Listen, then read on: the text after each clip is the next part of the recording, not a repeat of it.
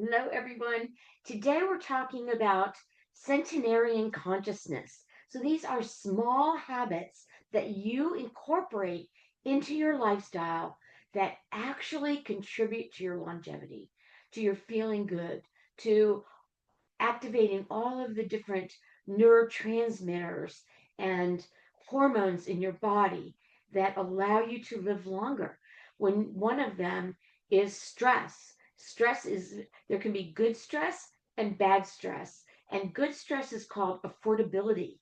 Like if you want to challenge yourself for something, you're putting yourself under some stress, but it's also propelling you forward, and it's a positive thing when you create it and it is something you want to do.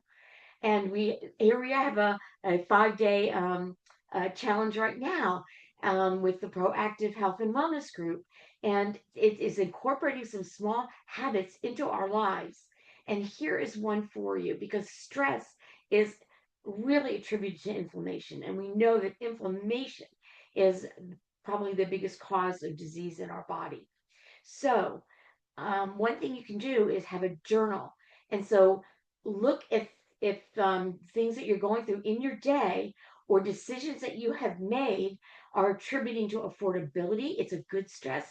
Oh, I can't wait to have these presents wrapped, or I've got to have them by such and such a time, but I'm going to a party.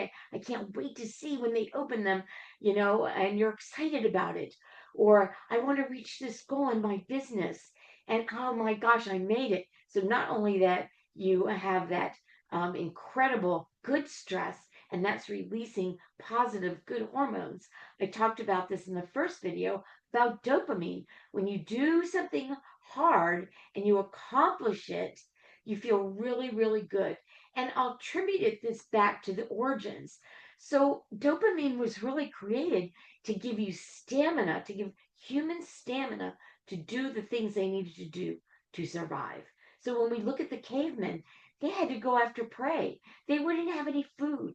What would keep them going in order to be able to get that deer, that lion, whatever, to be able to feed themselves and their family and to stay alive? So they had to sometimes go for a few days tracking, finding, looking for fish or for animals to be able to eat or vegetables. And then when they got there, they got this great relief. And also they had to carry all that back to wherever they were living and in their tribe or anything. So dopamine and our feel good hormones have a very huge impact on our body. And it is to create stamina so that you get that feel good that you did it. And so the other thing is bad stress. And bad stress is like it's accountability, not accountability. It begins with an A, sorry. It's attrition. It's attrition. It's taking energy from you. So many times we're putting ourselves under stress. They're not things we want to do. They're not things we have to do. And sometimes we get caught up in those situations. And so you can feel that difference in energy. That energy is destructive. It really is. So if you keep a journal and you start becoming aware, this was huge for me, because so many times we're just going through rote things and we feel stressed, but we don't know if it's a positive stress or a negative stress. So if you start like jotting down, you know what? I feel like I'm being taken advantage by this person, or I don't feel good when I'm talking to this person, or I'm doing this, or maybe there's something different I'm supposed to be doing. You can look at that in your relationships, your jobs, your chores around the house. You can find different solutions. And this was just really eye opening for me. And now I can just feel that. And I've moved towards doing things in a more positive way, ways that I enjoy. And so I know my body is getting a better positive stress response.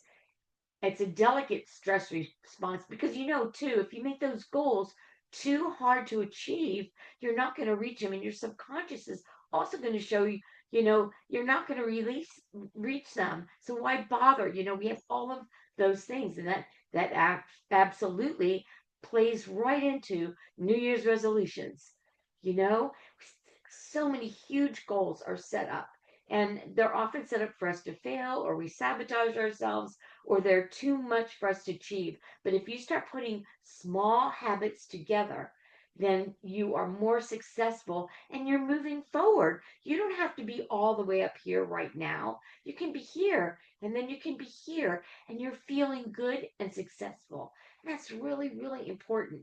And that's one of the clues of centenarians' consciousness, people that live over the age of 100. I hope that was helpful. See you next time.